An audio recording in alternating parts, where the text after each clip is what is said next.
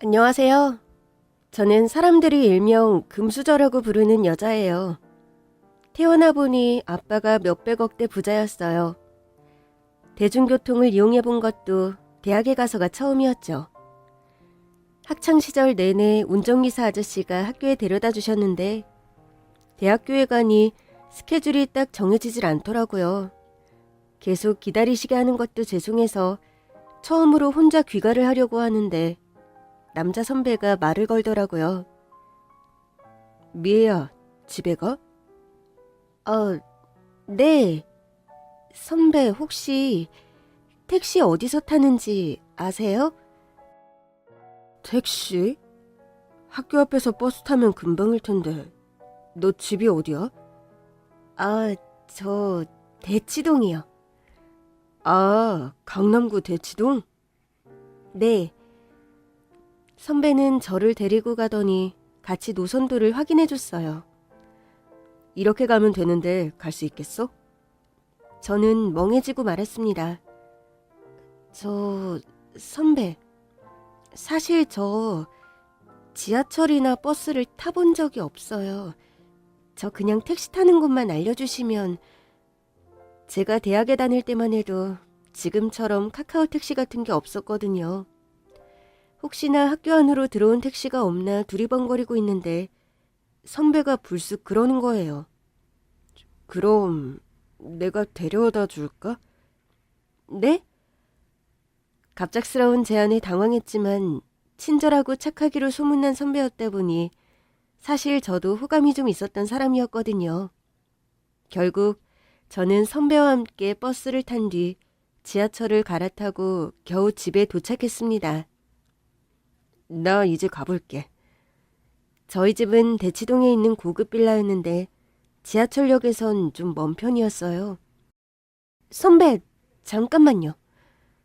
저는 급히 운전기사 아저씨께 전화를 걸어 선배를 좀 데려다 달라고 부탁했어요. 선배는 기함하더라고요. 아니야, 나 괜찮아. 조금만 걸어가면 지하철역인데 뭘. 오늘만 타고 가세요. 저 때문에 시간도 너무 늦었고. 선배 집이 어디세요? 나는... 그즘 기사 아저씨가 도착하셨고 저는 선배와 인사를 나눴습니다. 내일 또 봬요. 오늘 고맙다.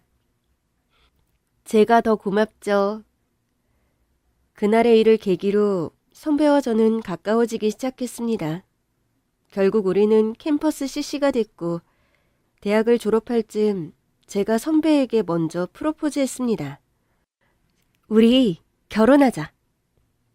미애야, 너도 알다시피 나는 고아나 다름없고 집안 형편도 너무 차이가 나.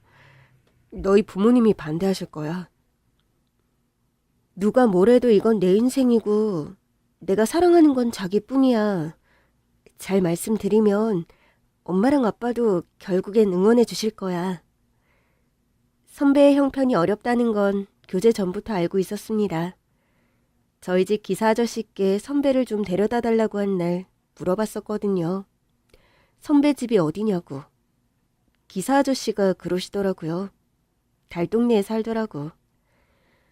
그 얘기를 듣는데 저는 오히려 그 사람에게 더 관심이 가고 안쓰럽고 그랬어요. 물론 부모님께 그와 결혼하겠다고 하자 그의 말대로 저희 엄마는 선배를 보려고도 안 했습니다. 살아온 환경이 얼마나 중요한데 비슷한 사람끼리 만나라는 어른들 말씀이 괜히 있는 게 아니야. 엄마, 그 사람 진짜 착하고 성실해. 나한테도 얼마나 잘하는데. 엄마랑 아빠한테도 진짜 잘할 거야. 물론 착하고 성실하다고 하니 사람은 괜찮은 것 같은데. 여보, 이런 일에 여지를 주면 어떡해요. 여지가 아니라 나는 남자가 성실하고 배짱만 있으면 뭐라도 할 수 있다고 생각해요. 그래도 우리 딸이 그렇게 좋다는데 얼굴은 한번 봐야 하지 않을까? 다행히도 아빠는 선배의 사정을 듣고도 제 말을 믿어주시더라고요. 얼마 후 저는 선배를 부모님께 소개시켰습니다. 선배는 착하고 싹싹했고 엄마와 아빠도 그런 선배가 싫지 않은 눈치였습니다. 그런데 부모님이 안 계신 거나 다름없다던데 그게 무슨 뜻인가? 아, 네. 아버지는 돌아가셨고 엄마는 행방불명 상태세요. 뭐? 어쩌다가? 어느 날 갑자기 저만 두고 집을 나가셨어요. 그때부터 행방불명 상태신데 어디선가 잘 살고 계실 거라고 믿고 있어요. 선배가 모친에게 버림받은 거나 다름없다는 사실을 안 엄마는 안쓰럽다는 듯 그를 봤습니다. 그럼 언제부터 혼자 지낸 거야? 고등학교 때부터요. 아무래도 혼자 지내다 보니 형편이 넉넉지 않았습니다. 죄송해요. 이렇게 자격 없는 제가 미애를 사랑해서 정말 죄송합니다. 저는 부모님이 반대하신다면 미애랑 헤어질 생각입니다. 오빠! 그의 말에 저는 당황했지만 그는 단호한 눈빛으로 저에게 말했어요. 부모님이 반대하실 땐 이유가 있는 거야. 지금은 우리가 사랑해서 눈에 뵈는 게 없지만 내 욕심 때문에 사랑하는 여자를 고생시킬 만큼 뻔뻔한 놈은 못 돼. 우리 어머님, 아버님 말씀 따르자. 그게 맞아. 그날 저희는 결혼을 허락받았습니다. 부모님은 저희 결혼을 물심양면으로 지원해 주시겠다고도 했는데 남편이 저에게 그러더라고요. 우리 장인어른 장모님 모시고 사는 건 어때? 난 어릴 때부터 혼자 지내서 그런지 모시고 살고 싶어. 저희 부모님은 좋다고 하셨습니다. 물론 저는 신혼 때만큼은 따로 살고 싶다고 했고 1년 정도는 신혼생활을 즐겼어요. 그 뒤에는 친정으로 돌아와 부모님과 함께 살았죠. 결혼 후에도 저희 남편, 저는 물론 저희 부모님까지 살뜰히 모시더라고요. 그렇게 행복한 결혼 생활을 이어가던 즈음이었습니다. 어느 날부턴가 남편이 자꾸 말없이 밖에를 나가더라고요.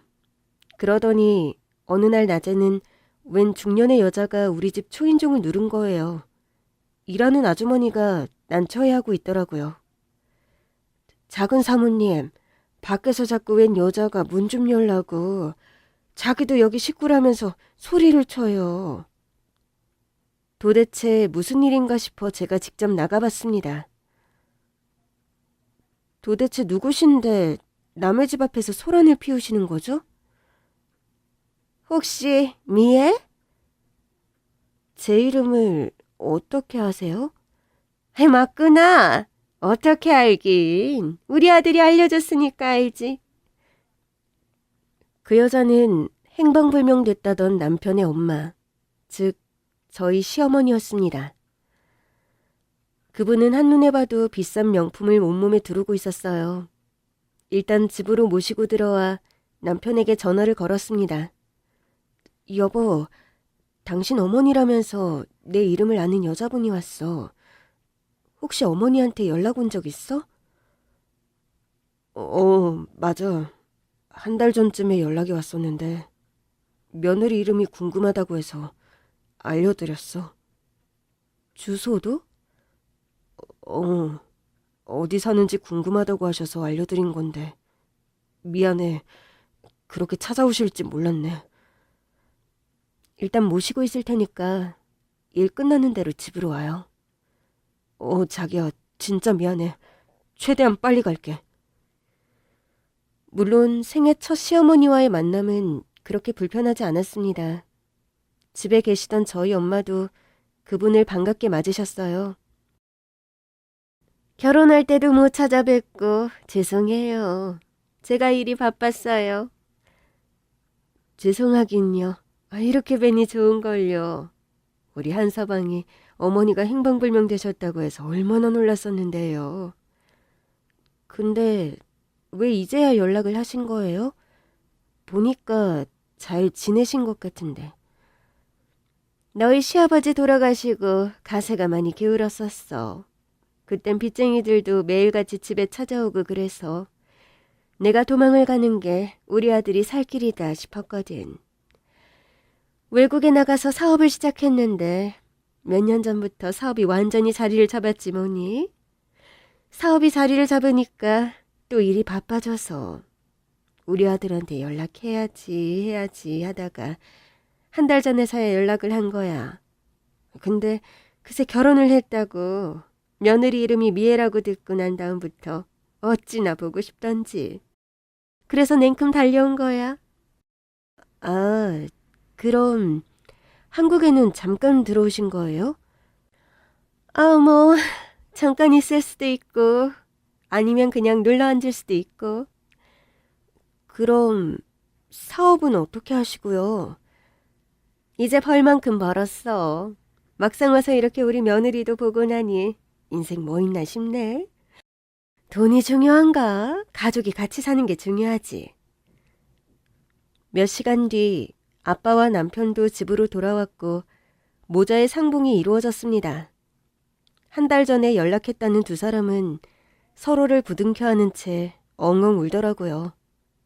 우리는 다 함께 저녁을 먹었고 저희 부모님은 시어머니께 주무시고 가라며 손님방을 내어드렸습니다. 그러나 시어머니는 한사코 거절하시더라고요. 이러실까봐 근처에 호텔 잡아놓고 왔어요. 저는 호텔에서 편히 쉬는 게 더 좋으니까 저희 아들만 잘 부탁드립니다. 그렇게 시어머니가 돌아가셨고 남편은 기분이 좋은지 샤워를 하면서 콧노래까지 부르더라고요. 그러나 저는 뭔가 좀 찜찜했습니다. 사업에 성공했다는데 어렵게 성공한 사업을 관두고 한국에 정착할 수도 있다는 말이 가장 이상했어요. 샤워를 마친 남편에게 물었습니다. 어머님 말이야, 무슨 사업을 하셨대? 글쎄, 나도 한 달 전에 전화 한 번 받고 오늘 처음 본 거라서. 그래? 근데 왜? 아니야. 그렇게 잘 사셨는데 왜 이제야 자기한테 연락을 하셨나 싶기도 하고. 워낙에 자식에게 관심이 없던 분이었어. 그러니까 나만 버리고 갔었겠지. 그런 엄마인데도 다시 만나서 좋다고 울고 콧노래까지 부르던 남편이 짠하더라고요. 근데도 좋아? 다시 만나니까?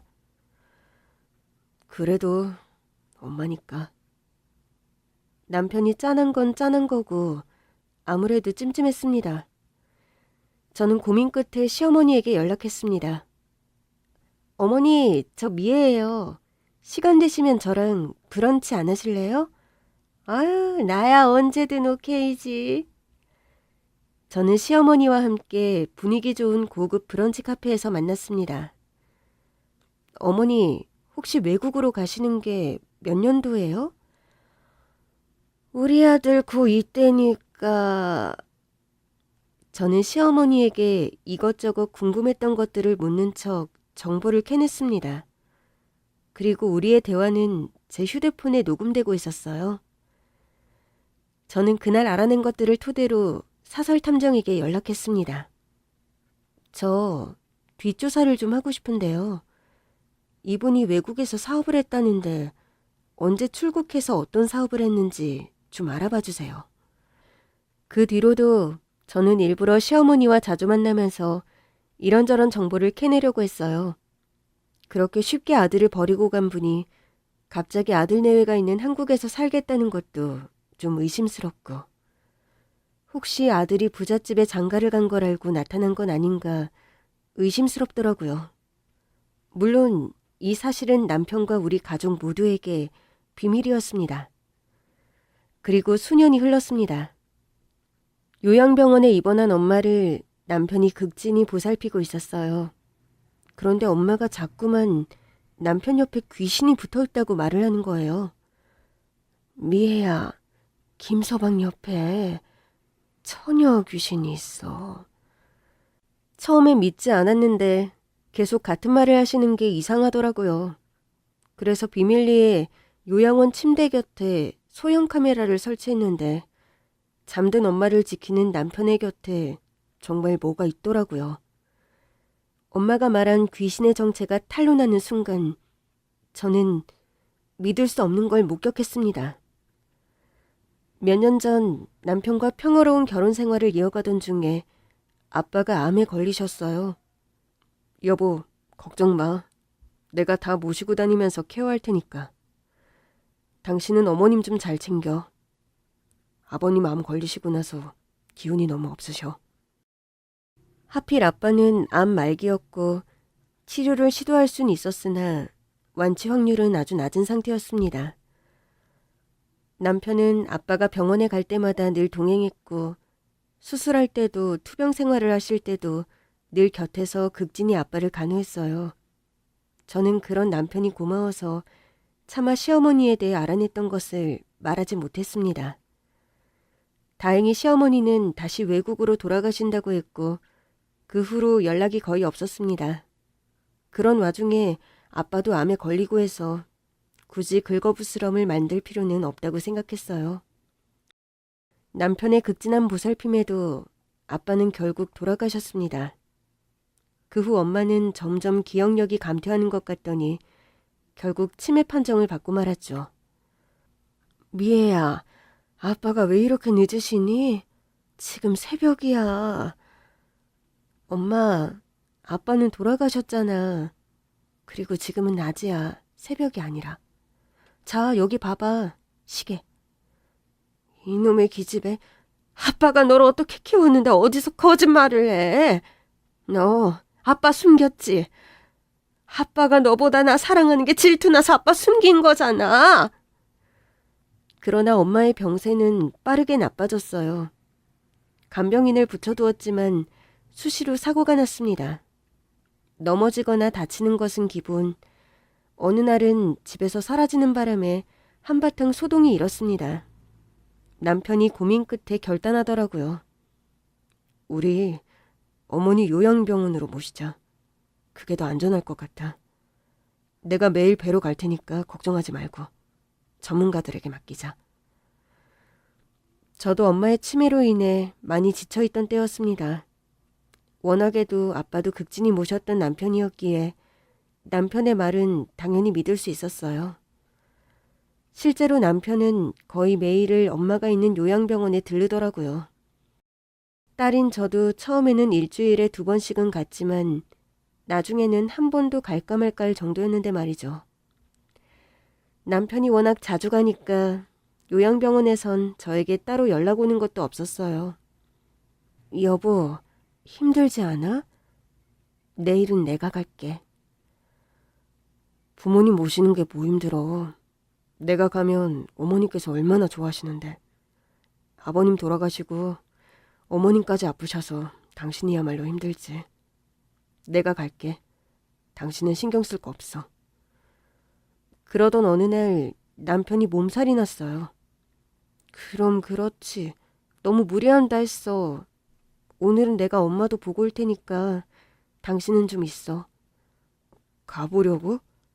내가 어제도 다녀와서 안 가도 될 거야. 그런가? 오늘은 당신이 나 좀 돌봐줘. 오랜만에 당신이랑 이렇게 있으니까 정말 좋다. 오랜만에 보는 남편의 어리광에 저는 그의 곁을 지켰습니다. 남편은 병원에 다녀온 뒤 약을 먹고 잠이 들었어요. 그런데 남편의 휴대폰으로 계속 전화가 오더라고요. 액정을 보니 요양병원이었습니다. 저는 남편의 휴대폰을 들고 조용히 방에서 나왔습니다. 여보세요? 안녕하세요. 혹시 박경숙님 따님이신가요? 네, 맞아요. 아니, 근데 왜 연락이 남편 휴대폰으로 오는 거죠? 분명 보호자는 제 이름으로 되어 있을 텐데요. 아, 예. 그런데 워낙에 사위분이 자주 오시니까 직접 연락을 달라고 하시더라고요.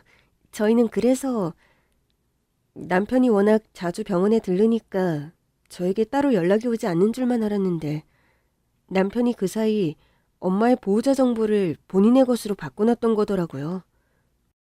일단 알겠어요. 근데 오늘은 무슨 일로? 아, 아, 네. 박경숙 님이 자꾸 이상한 소리를 하셔서요. 오늘은 보호자분이 없으셔서 그런 건지. 뭐라고 하시는데요?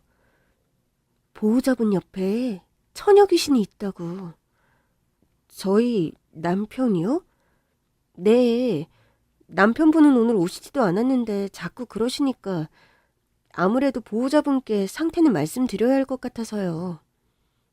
엄마한테 제가 지금 간다고 말씀드려주세요. 제가 지금 갈게요.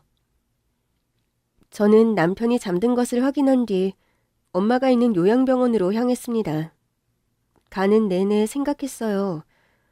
도대체 남편은 왜 나에게 허락도 없이 보호자 정보를 자신의 것으로 바꿨을까? 하긴 저보다 더 자주 엄마를 보러 가는 사람이 남편이었으니 저더러 신경 쓰지 말라고 저를 생각해서 바꿨으려니 생각할 수는 있었습니다. 그런데 요양병원에 도착해서 들은 엄마의 말은 더더욱 이상했습니다. 미애야, 김서방 옆에 처녀 귀신이 있어. 엄마는 저를 보자마자 대뜸 그러더라고요. 그때까지 한 번도 들어보지 못한 얘기였습니다. 엄마, 이제 귀신도 보여? 진짜라니까. 김서방 옆에 처녀 귀신이 있어. 일단 저는 보호자 정보를 남편의 것으로 그냥 뒀어요. 다만 엄마가 이제 헛것도 보이나 싶어 마음이 좀 심란하더라고요. 이제부터는 너무 남편에게만 맡기지 말고 나도 좀 자주 와야겠다 싶었습니다. 이러다간 엄마도 언제 돌아가실지 모르겠다는 생각이 들더라고요. 병원에서 나오는데 남편에게서 전화가 왔습니다. 여보, 어디야? 왜 집에 없어? 나 엄마 병원. 자기 휴대폰으로 계속 전화가 오더라고. 아, 그거, 여보, 그, 보호자 이름 바꾸는 건 다른 게 아니라, 나 생각해서였겠지. 나 신경 쓰지 말라고. 맞아. 난 또 여보가 오해할까봐 걱정했네. 내가 오해할 게 뭐 있어. 남편과 통화를 하면서 주차장으로 가고 있었어요. 그런데 저 앞에서 차 문을 열고 있는 여자의 뒷모습이 눈에 익더라고요. 온몸에 휘두른 명품, 마치 보란 듯이 큰 로고가 박혀 있는 게 수년 전에 본 시어머니의 차림과 비슷해 보였습니다. 여보, 혹시 요즘 어머니랑 연락해? 아니, 전혀. 연락했으면 당신한테 말을 했겠지. 그치? 그 여자가 탄 차가 제 앞에서 주차장을 빠져나갔고 저는 그 차가 나가는 모습을 하염없이 보고 있었어요. 갑자기 그건 왜? 아, 아니야. 갑자기 생각나서. 나 지금 가려고. 집에 가서 얘기해. 엄마 때문에 심란해서 갑자기 오래전 그 일이 떠오른 건가 생각했습니다. 수년 전 사설 탐정에게 알아낸 결과 시어머니는 외국에 나간 적도 사업을 한 적도 없더라고요. 시어머니는 내내 한국에서 살았고 여행으로조차 외국에 나가본 적이 없더라고요. 시어머니에게 이 사실을 확인해봐야 하나 고민하던 차 갑자기 시어머니가 선수를 쳤습니다. 나 이제 그만 돌아가려고. 시어머니와 저 남편이 함께 밖에서 저녁을 먹는 자리였습니다. 갑자기요? 뭐가 갑자기야. 이제 그만 가서 일해야지. 여기서 눌러 살까 한 건 그냥 니들 보니까 반가워서 충동적으로 한 생각이고 우리 직원들 생각하면 또 열심히 일해야 하지 않겠니? 정말 운영하는 사업체가 있는 사람처럼 말을 하시기에 솔직히 좀 혼란스러웠습니다. 사설 탐정이 뭘 잘못 알아낼 수도 있나 싶더라고요. 저는 내친 김에 시어머니의 사업에 대해 자세히 묻기로 했습니다. 어머니, 그런데 무슨 사업을 하시는 거예요? 내가 지금 입고 있는 거 만들어. 명품이요? 너 같은 부잣집 딸이 봐도 명품 같지? 저는 이게 다 무슨 소린가 싶었습니다. 외국에서는 이런 짝퉁 많이 만들거든. 내가 상대하는 것이 좀 못하는 나라. 그런 나라에서는 이런 짝퉁이 잘 팔리거든. 솔직히 자랑할 만한 사업은 아니니까 그동안 니들한테는 뭐 한다고 말을 못하겠더라고. 그래도 나 이걸로 돈 꽤 벌었다. 그럼 혹시 사업자 등록도 안 하셨어요? 사업자 등록? 아유, 내가 사는 데서는 그런 거 안 해도 돼. 어디 사시는데요? 그건 알 거 없고 난 잘 살고 있으니까 니들이 나 걱정 없이 잘 살아. 지금껏 모르고 살았는데 이제와 니들한테 짐이 될 생각은 추호도 없으니까.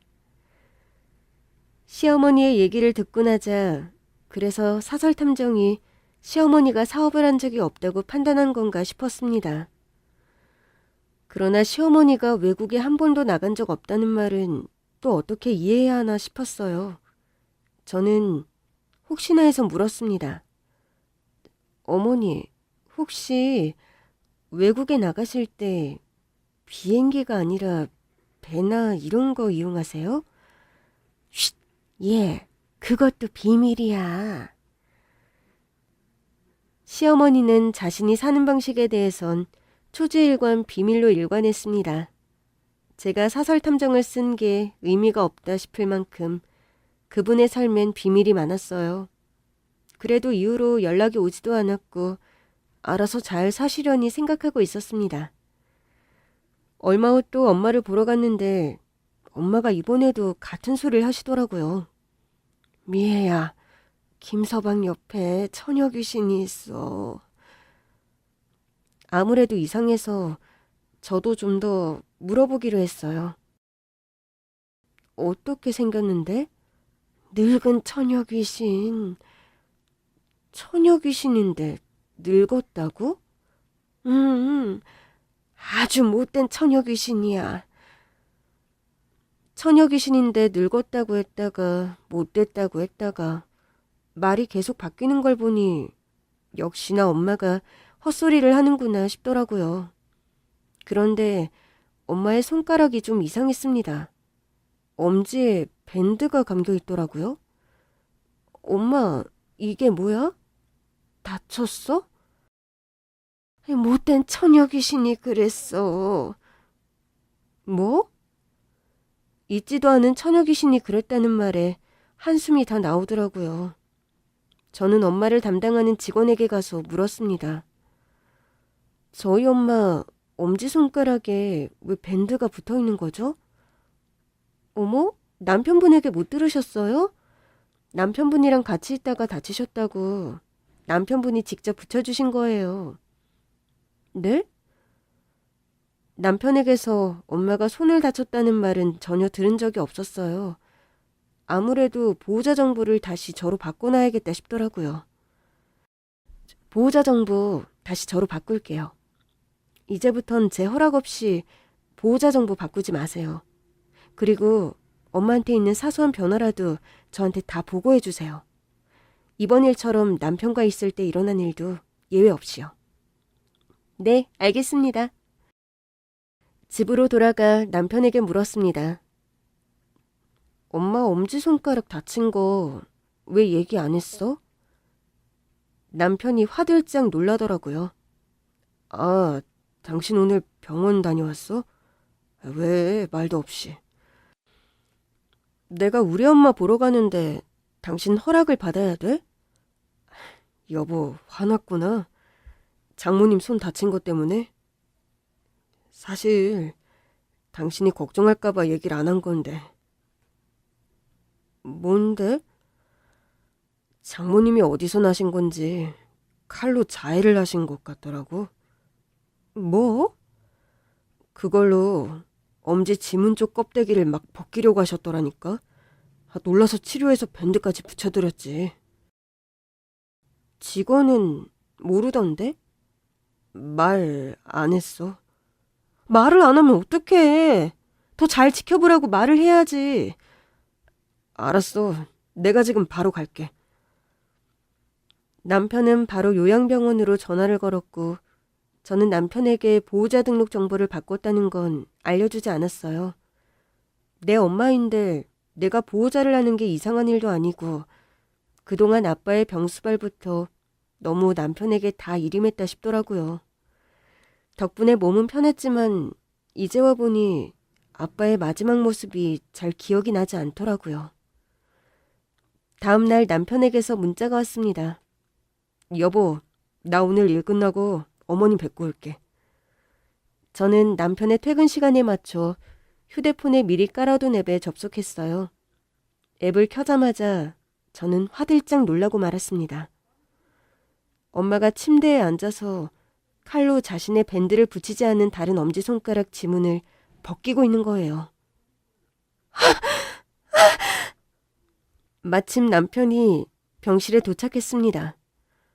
어머니, 어머니! 남편이 놀라서 엄마에게 달려가더라고요. 엄마가 자해했다는 남편의 말이 사실이구나 싶었어요. 저는 너무 놀라서 휴대폰을 든 채 주차장으로 향했습니다. 아무래도 엄마를 직접 봐야겠더라고요. 남편은 엄마의 손에서 칼을 뺐더니 다친 엄지손가락을 요리조리 살펴보고 있었습니다. 정말 그런 줄도 모르고 남편을 의심했다 싶어 미안하더라고요. 네, 사실 남편을 의심해서 엄마의 침대 옆에 초소형 카메라를 설치했습니다.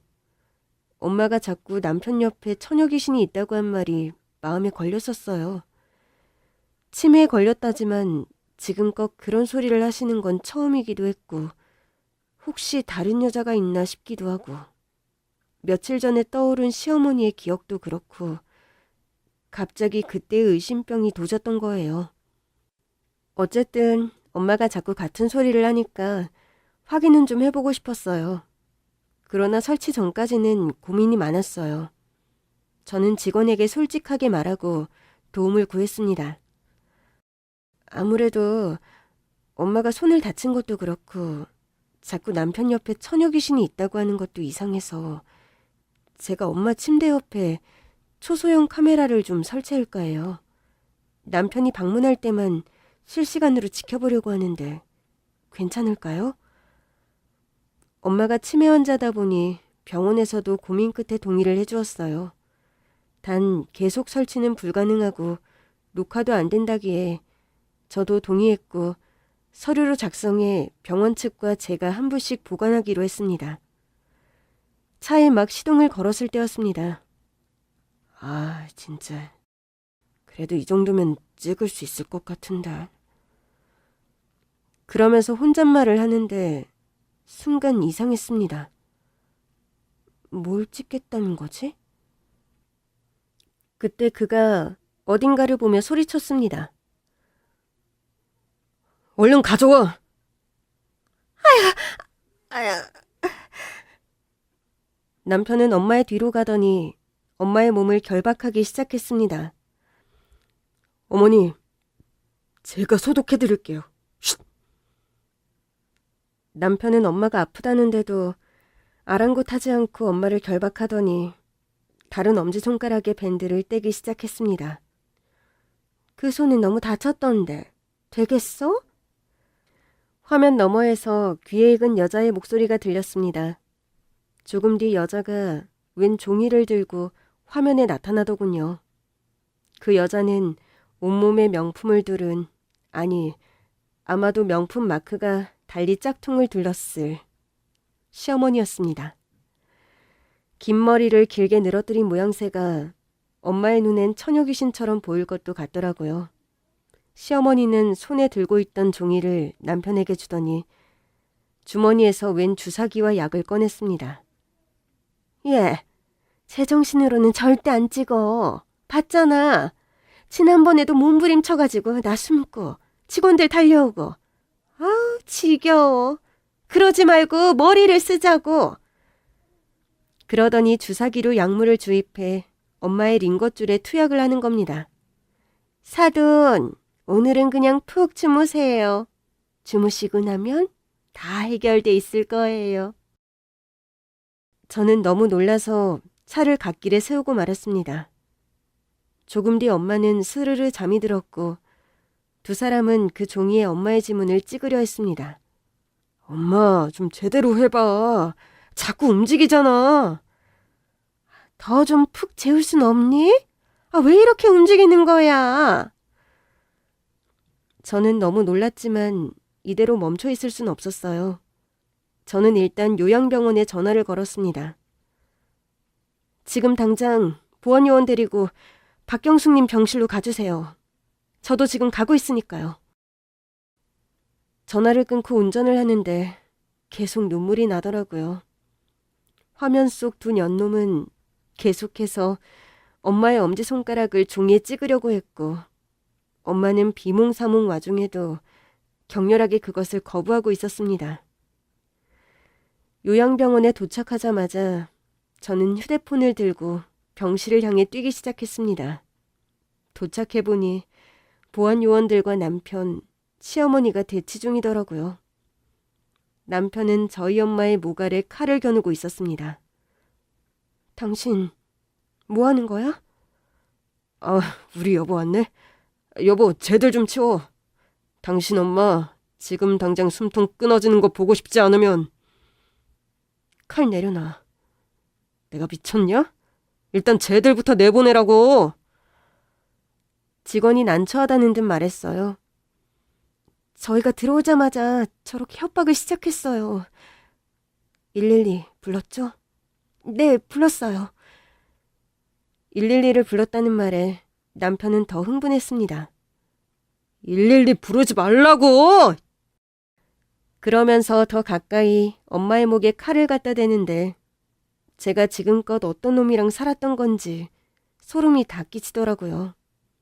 저는 남편과 시어머니, 아니, 두 년놈에게 소리쳤습니다. 당장 우리 엄마한테서 떨어져! 세상에 침대 위에 피가 가득하더라고요. 엄마는 비몽사몽 상태로 남편에게 결박돼 있으면서도 엄지손가락을 옷 속에 숨기고 있었습니다. 두 연놈도 보안요원이 갑자기 들이닥치자 당황한 건지 아까 엄마의 지장을 찍으려던 서류가 바닥에 떨어져 있더라고요. 확인해보니 엄마 명의의 부동산 증여계약서였습니다. 기가 차서 진짜. 니들 언제부터 작당한 거야? 어디 겁도 없이 우리 엄마한테 이런 짓을 해. 그런데 갑자기 남편이 말투를 바꿔 얌전한 척을 하더군요. 여보, 오해야.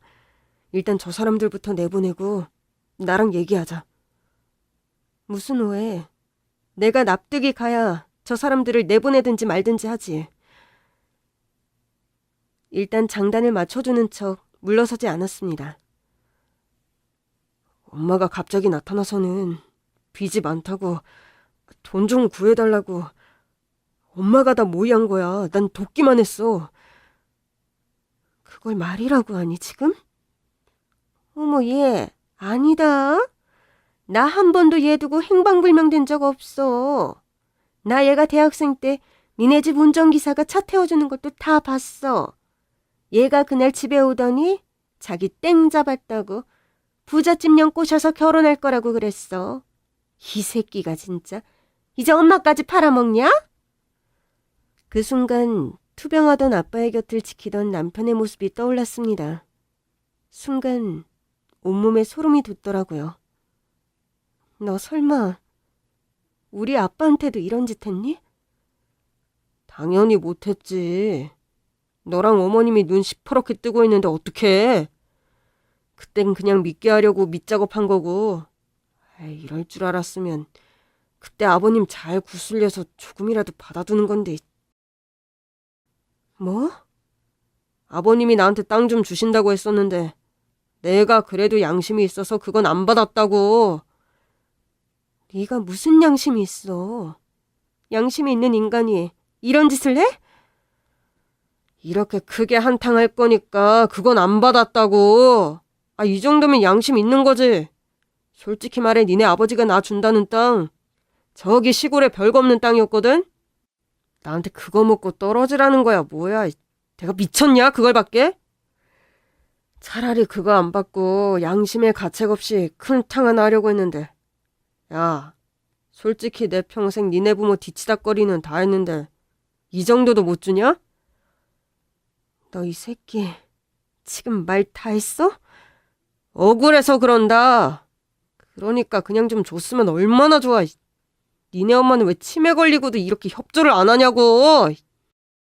그러니까 내 아들이 평생 작업을 했는데 이렇게 한 푼을 안 내놓냐? 솔직히 니네 집도 너무한 거 아니니? 저는 정말이지 기가 찼습니다. 이보세요. 당신 아들 우리 집에 장가와서 뭐 하나 아쉬운 거 없이 떵떵거리고 살았어요. 그냥 이대로 살기만 했어도 평생 돈 걱정은 없이 살았을 거야. 근데 뭐? 해준 게 없어? 쥐뿔도 없는 놈 사랑 하나로 데려다가 부잣집 사위 만들어줬는데 해준 게 없어? 막말로 나한테 뭘 해줬니? 뭐라고요? 나한테 해준 거 없잖아. 나타나지도 않으셨잖아요. 내가 중간에 나타났을 때도 너 나한테 뭐 해준 거 하나라도 있어? 이봐요. 본인 사업 잘 돼서 필요한 거 없다면서요. 차라리 뭘 해달라고 말을 하지 그랬어요. 이렇게 뒤통수 칠 게 아니라. 예, 딱 봐도 짝퉁 입고 다니면 사정이 좋아봤자지. 너도 참, 아유, 부잣집 딸내미 아니랄까봐 눈치도 없고. 그러니까 우리가 이렇게 오랜 세월에 걸쳐서 이 짓을 한 거 아니야. 네가 어디 알아서 뭘 떼줄 눈치가 있어야 말이지. 결국 경찰까지 오고 난 뒤에야 상황은 종료됐습니다. 경찰이 총을 겨누자 시어머니는 냅다 두 손을 하늘 높이 들었고 남편 역시 결국 칼을 내려놓더라고요. 두 사람은 연행됐고 저는 피해자의 보호자로 동행했습니다. 경찰서에 가서도 두 년놈의 적반하장 태도는 계속됐습니다. 평생을 처가에서 노예처럼 살았습니다. 아버님 병수발도 제가 다 했고요. 어머님 병수발도 제가 다 했어요. 근데 갑자기 좀 억울한 생각이 드는 거예요. 이렇게 제가 다 했는데도 제 명의에 집 한 채, 건물 한 채가 없었거든요. 어머님이 갖고 계신 그 많은 건물 중에 딱 한 채만, 그것도 가장 저렴한 거 한 채만 제 명의로 바꿀 생각이었습니다. 제가 잘못했습니다. 경찰서에서는 얼마나 얌전한 척을 하던지 누가 들으면 그의 말이 다 사실이고 우리 집만 너무했다 싶게 들리더라고요. 조사를 마치고 나오기 전 영창에 갇혀있는 남편에게 한 가지 배 아픈 사실을 알려주기로 했습니다. 우리 아버지가 너 주려고 했다는 그 시골 땅. 그게 뭐? 토지 보상금으로 200억 나왔어? 그 순간 남편이 제가 서 있는 쪽으로 달려들더라고요. 뭐? 정말이지 기가 찼습니다. 저희 아버지가 그 땅을 남편에게 주려고 했다는 건 저도 처음 듣는 얘기였어요. 그 땅은 결국 저에게 왔거든요. 아버지가 돌아가시기 전에 나한테 그 땅 넘겨주시면서 그러더라. 그 땅이 곧 토지 보상금이 꽤 나올 거라고. 돈 받거든 당신도 좀 챙겨주라고. 근데 왜 안 줬어? 당연히 주려고 했지. 근데 갑자기 엄마가 치매 판정 받는 바람에 정신이 없었던 거고. 이것 봐. 네가 이러니까 내가 이렇게 된 거 아니야. 바로 줬어야지. 넌 내 남편이었잖아. 뭐? 넌 한탕에서 떠날 생각이었으니까 마음이 급했겠지만 난 너랑 평생 살 줄 알았으니까. 언제라도 주면 그만이었으니까. 그 말엔 그 나쁜 놈도 대꾸를 못하더라고요. 저희 부모님 자식이라곤 저뿐이었어요. 그냥 살았으면 자기 거나 다름없었을 텐데 사람 욕심이라는 게 이렇게 끝도 없는 거구나 싶더라고요. 한동안 엄마는 엄지손가락 치료를 받아야 했습니다. 가까이서 보니 엄지손가락이 말이 아니더라고요. 엄마, 많이 아프지 않았어? 아팠어. 근데 왜 그랬어? 그냥 나한테 말을 하지. 너도 아파. 응? 너는 아프면 안 돼. 엄마의 말뜻을 깨달은 저는 엉엉 울고 말았습니다. 내가 알면 상처받을까봐? 치매에 걸리고도 재산과 딸의 마음까지 보호한 엄마의 정신력이 대단하다 싶었어요. 저는 엄마를 모시고 집으로 돌아왔습니다. 어머, 내 손이 왜 이러니? 엄마는 그간의 일을 전혀 기억하지 못하셨어요. 그런데 신기하게도 요양병원에서 있을 때보다 정신이 더 온전하신 겁니다. 집으로 돌아와 하신 거라곤 제 시간에 꼬박꼬박 밥 먹고 약 먹고 저와 함께 매일 산책을 하는 것이 다였거든요. 이상한 마음에 요양병원 측에 물었어요. 혹시 저희 엄마 요양병원에서 약을 안 드셨나요? 약이요? 아, 그 영양제 말씀하시는 거면 매일 드렸어요.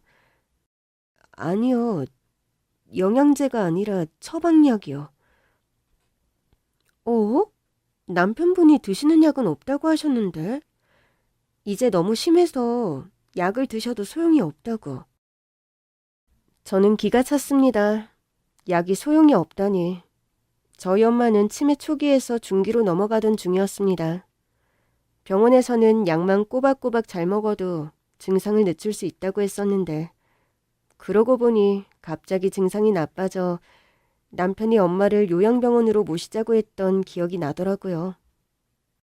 아주머니, 혹시 집에서 엄마 약 그 사람이 챙겨줬었나요? 예, 제가 챙긴다고 해도 직접 하신다고 하셔서요. 그날 저는 도우미 아주머니와 함께 집안 곳곳을 샅샅이 뒤졌습니다. 그 결과 남편이 숨겨둔 엄마의 진짜 처방약을 찾을 수 있었습니다. 그동안 쌓인 약이 얼마나 많던지 이렇게 약을 안 드셨으니 증상이 나빠질 수밖에 없었겠더라고요. 저는 엄마를 모시고 병원으로 가서 다시 진단을 받은 뒤 처방약을 받아왔습니다. 약을 드신 후 엄마의 상태는 눈에 띄게 좋아졌어요. 좋아진 엄마의 상태에 감사하다가도 그 자식을 생각하면 가슴에서 불이 나는 것 같습니다.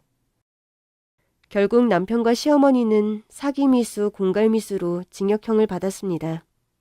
형이 확정된 후 저는 처음이자 마지막으로 남편의 면회를 갔어요. 저를 본 남편은 마치 처음 만났을 때와 같은 모습으로 저를 반기더라고요. 여보 왔어? 나 그동안 반성 많이 했어. 내가 당신 덕에 잘 먹고 잘 살면서 갑자기 욕심이 많아졌던 것 같아. 내가 다 잘못했어. 여기서 나가면 내가 무릎 꿇고 사죄할게. 장모님께도 앞으로 더 잘할게. 그런 글을 보는데 이제 화가 나다 못해 짠하더군요. 그새 연기력이 늘었네. 여보, 날 가장 잘 아는 건 당신이잖아. 우리 엄마 말 믿지 마. 나 그런 소리 한 적 없어. 당신 집에 데려다 준 날도 그 집이 고급 빌라인 줄도 몰랐어. 운전기사가 데려다 줬잖아. 고급 승용차로. 아니, 그거야 뭐. 뭐, 그럴 수도 있지. 가난하게 살았으니까. 역시 당신은 날 이해하는구나. 근데 잠깐이었어. 당신이 진짜 좋아서 결혼한 거고 결혼한 다음에는 진짜 진심으로만 살았어. 근데 못 살던 버릇 때문에 그랬나 봐. 나도 내가 왜 그랬는지 모르겠어. 궁금한 게 하나 있는데. 뭔데? 혹시 너 우리 아빠한테도 뭐 이상한 짓 했니? 절대 아니라니까. 그땐 장모님도 멀쩡하실 때잖아.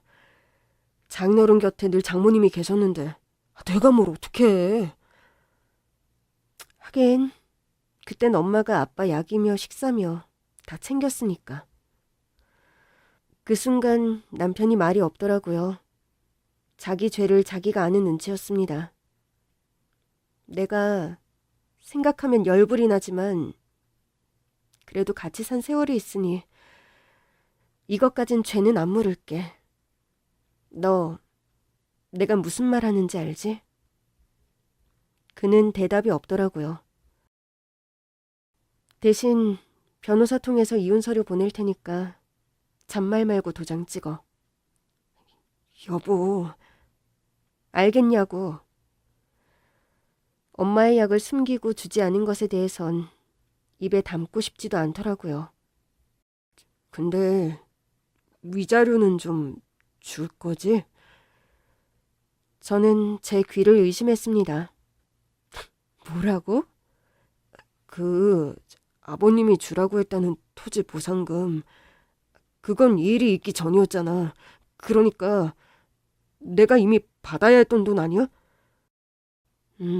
당연히 네 거였다 이거야?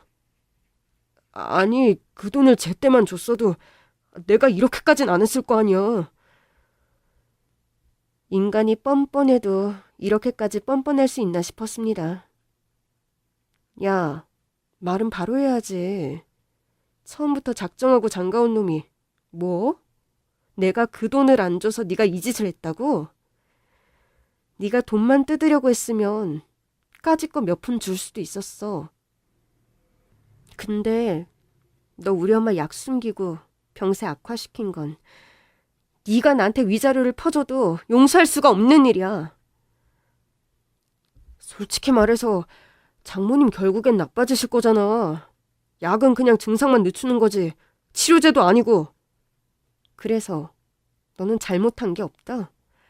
아니, 잘못한 건 맞는데 그게 뭐 그렇게까지 잘못한 건가 싶고, 솔직히 말해서 장모님도 차라리 정신을 아예 놔버리는 게 낫지 않나?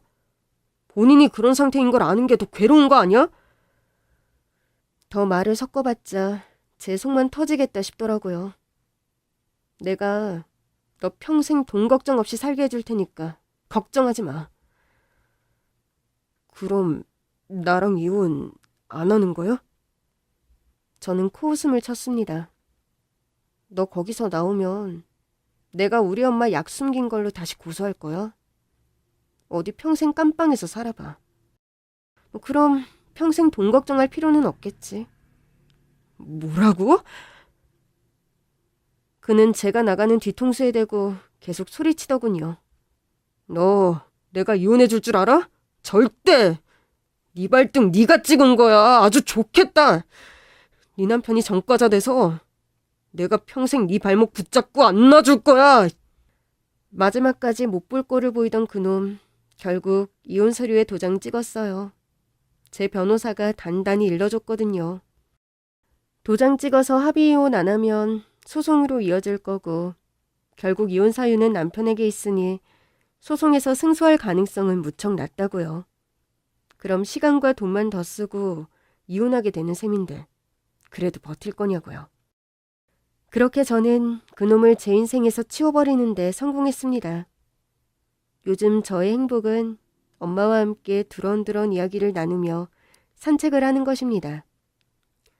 제가 선택한 남자로 인해 엄마가 고생한 걸 생각하면 앞으로도 더 잘하려고요. 이 행복을 오래오래 이어가기 위해 최선을 다할 생각입니다.